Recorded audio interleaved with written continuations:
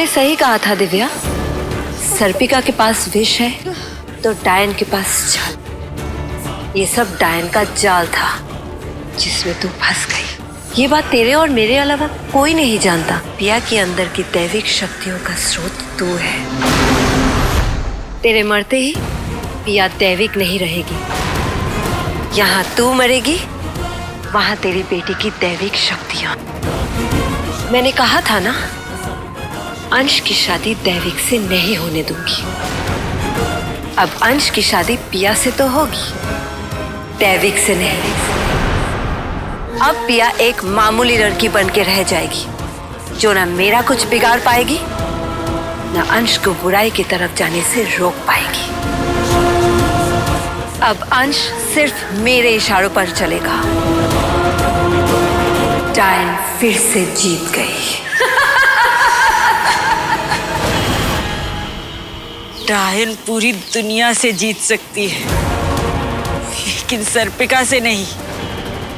जीत तो मेरी ही होगी डायन। कैसे जीतेगी तू?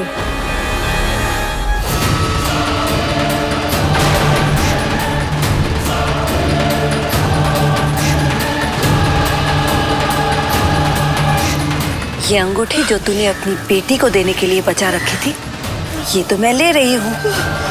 तेरे बाद तेरी बेटी सर्पिका नहीं बनेगी। अब सर्पिका वंश का नाश हो जाएगा।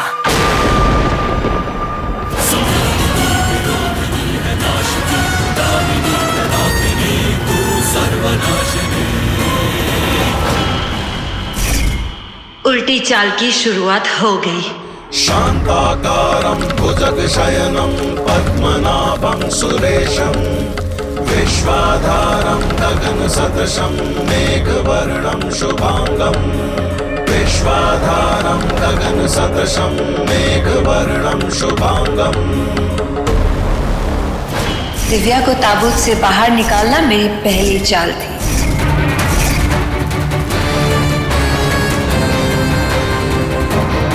अगर पिया की खुशी अंश के साथ है तो ठीक है, मुझे ये रिश्ता मंजूर है।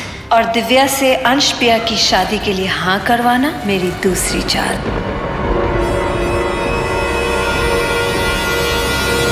डायन की तीसरी चाल थी अंश के पीछे चुड़ैल को सर्पिका बना के भेजना, ताकि सबको ये यकीन हो जाए कि अंश पर हमला दिव्या ने किया है।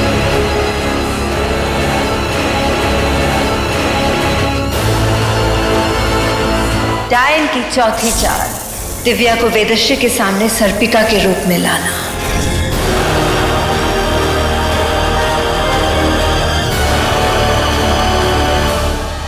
और डायन की पांचवी चाल थी सर्पिका को दैविक और दावंश की शादी से दूर कर देना।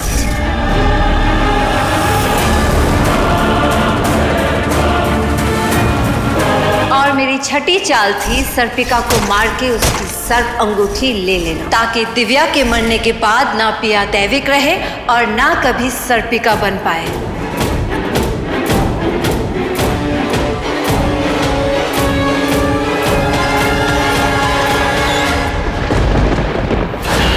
इन दोनों के 7 फेरों के साथ मेरी उल्टी चाल के 7 कदम भी पूरे हो गए।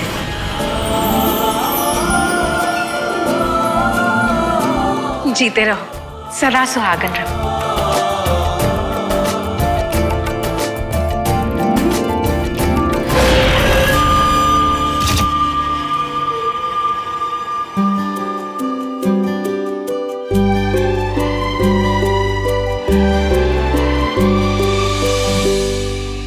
देवी माँ की कृपा से तेरी शादी आखिर दैविक के साथ हो ही गई। तुझे किसी से कोई खतरा नहीं। अब तो आप चैन की सांस ले सकती है ना भाभी?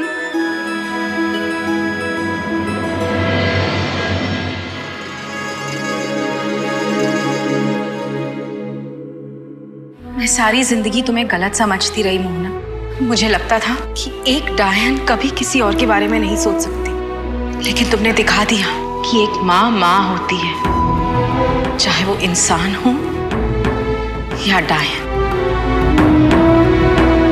सही कहा चुटकी।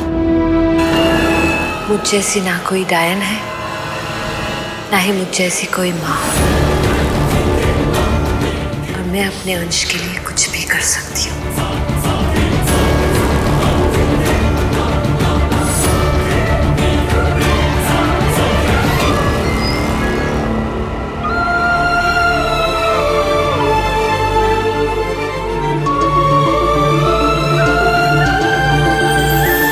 दिव्या जी भी होती तो कितना अच्छा होता ना। चाहती तो मैं भी यही थी कि दिव्या यहाँ रहे पिया और अंश की शादी के लिए, लेकिन पिया ने ही बताया कि दिव्या कुछ वक्त के लिए अकेले रहना चाहती है, तो क्या करते हम। पिया ने कहा दिव्या कहीं गई है, लेकिन दिव्या तो मर चुकी है। फिर पिया ने ऐसा क्यों कहा? समझी? सर्पा सर्पभद्रं गच्छ सर्पमहाविष जन्मे जयस्य यज्ञान्ते आस्ति कवचं स्मर।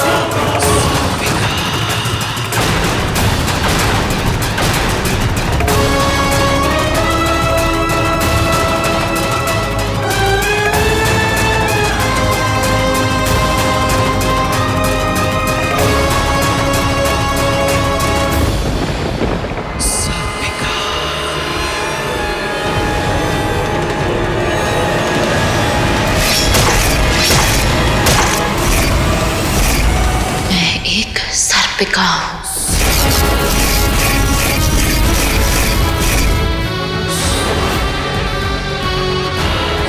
और सर्पिका अपना बदला कभी नहीं भूलती। मैं आपकी मौत का बदला लेकर रहूंगी मां, हर हाल में।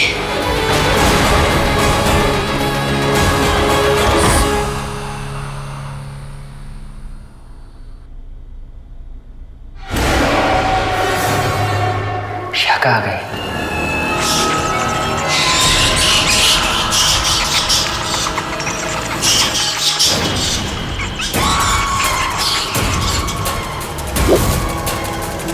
इसका मतलब इसे पता चल गया कि मैंने पिया की जगह लेकर दिलबर से शादी करने की कोशिश की थी। मंद बुद्धि, ये तूने क्या किया? मैंने तो वही किया जो तुमने मुझे करने के लिए कहा था। किसने कहा था तुझे दिव्या बनके पिया के सामने जाने के लिए और उसे कहने के लिए कि तू ठीक है? तू दिव्या बनके पिया से क्यों मिली?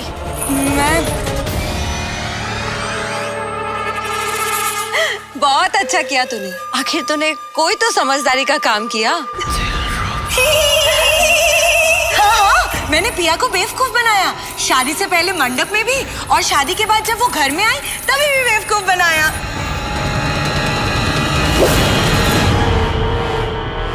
झूठी, पिया तो दिव्या को ढूंढने जंगल गई थी, फिर तो उसे घर में कब मिली? चोरी पकड़ी गई। रूपा फुर हो जाए यहाँ से।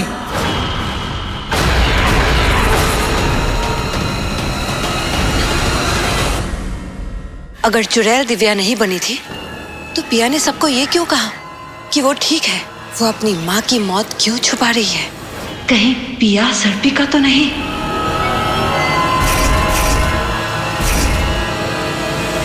मैं बेकार में परेशान हो रही हूँ।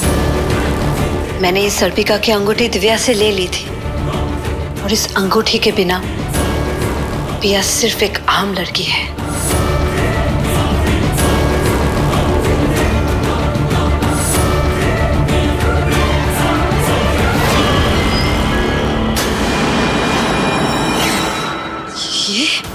ये अंगूठी तो नकली है। इसका मतलब दिव्या ने मुझे बेवकूफ बनाया। अगर ये नकली है तो फिर असली अंगूठी कहाँ गई?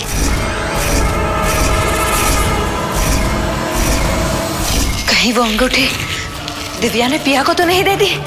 नहीं, मेरी उल्टी चाल नाकामयाब नहीं हो सकती। मैं ऐसा नहीं होने दूंगी।